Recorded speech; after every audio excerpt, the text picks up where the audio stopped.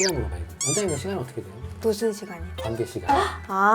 그러면 원장님 관계는 몇 시간 정도 해야 될까요? 그렇지, 그렇게 물어보지 않았어. 아직 해야 되냐? 안 해야 되냐? 시간이라니까. 원장님, 아니 사촌 오빠가 10월 달에 결혼을 했거든요. 근데 벌써 아기가 생겼대요. 요즘 치곤 빠르네. 전설의 허니문 베이비래요. 몰디브로 갔다던데 확실히 좋긴 좋은가 봐요. 애국자네. 자연 임신 확률이 몇 % 정도 되는 거예요? 자연임신 확률은 실제로는 한 주기당 10에서 12% 정도 봐서 1년 동안 안 되면 그걸 난임이라는 거지. 아주 젊은 부부의 경우는 20%까지 30%까지 올라가기도 하지. 생각보다는 안 높네요. 근데 그 와중에 임신 확률을 높이는 방법이 있을까요? 심플하게 말하면 나이키 광고처럼 그냥 관계하면 되는 거야. 임신이 잘 돼 본 법에는 뭐 어떤 자세가 있다고 생각해? 제가 듣기로는 사정 후에 바로 씻지 말고 물구나무를 서거나 L자다리, 다리 밑에 베개를 올려놓는 등 하체를 상체보다 위로 하면 착상이 잘 된다고는 들었거든요. 왜 그럴까? 말해도 되나요? 응? 정액이 안쪽으로 이렇게 잘 흘러가기 때문에. 해부학을 공부하면 대가 아는 내용인데 다리를 올리고 있는 쪽이 조금 더 임신 확률이 올라가지. 그게 각도적인 얘기인데 관계를 하고 각도가 맞으면 정액이 좀 더 고여 있고 그게 좀 더 타고 올라가서 임신 확률이 올라가기 때문에 논리적으로도 좀 약간 가능성이 있다고 봐. 예를 들어서 똑같은 정자인데 정자양이 적다. 그런 분들은 당연히 그 적은 정자라도 들어갈 수 있게 만들 수 있잖아. 그 자세는 되게 맞는 것 같아. 그러면 얼마나 다리를 올려놓는 자세를 유지해야지? 사정된 후에 정자는 보통 한 5분 안에 나팔관에 간다고 돼 있긴 하지. 그러니 내 생각에는 한 5분에서 10분. 많은 사람들이 체위에 관한 걸 많이 궁금해하지. 본인 생각할 때 잘 되는 체위가 있을까?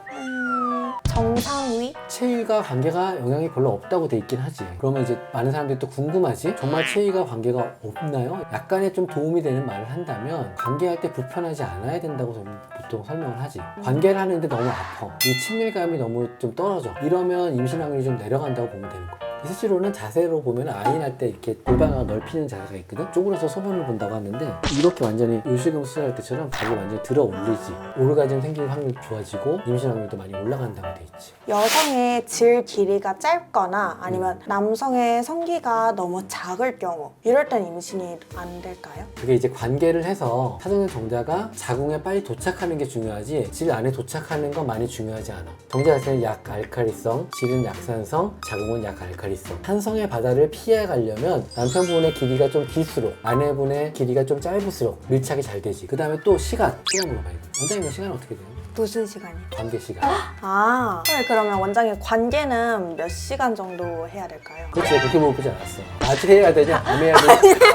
시간이라니까. 두 가지에 대해서 답을 해줄게. 의외로 그 성호르몬이 제일 좀 충만한 시기는 아침 새벽녘이야. 새벽 3시, 4시 막 이럴 때. 근데 그럴 때 관계하는 게 생각보다 확률이 더 좋아. 이거 숙제라고 그러잖아. 피곤할 때 밤에 이렇게 하고 기다렸다는 숙제보다 아침에 새벽에 관계하는 게 부부의 친밀도나 기분이나 여러 가지로 굉장히 좋다고 보면 되고. 근데 두 번째 관계 시간. 아이를 가질 때는 관계 시간은 많이 중요하지 않아. 다만 관계하는 동안의 시간보다는 관계를 하기 위해서 커플이 가지는 시간이 더 중요하다고 나는 봐. 충분한 공간 관계, 충분한 대화, 무르익은 분위기 이후에 관계를 갖는 게 중요하고 이런 분위기가 자주 하는 게 좋은 거야. 그럼 원장님 관계를 맨날 하는 게 좋을까요? 아니면 모았다가 이틀에 2번씩 하는 게 좋을까요? 나는 개인적으로 이틀에 2번 하는 걸 좀 더 권장하지. 논문적으로는 매일 하는 거와 이틀에 한 번 관계하는 걸 볼 때 매일 하는 게 3%인가 임신하게 더 올라간다고 되어 있긴 하는데 정액이 생산되고 모이잖아요. 그러니까 한 이틀 정도 쉬었다가 2번 관계하는 게 조금 더 확률이 올라갈 수 있지. 아까 제 사촌 오빠가 신혼여행을 몰디브로 갔을 때 딱 허니문 베이비가 나왔다고 했잖아요.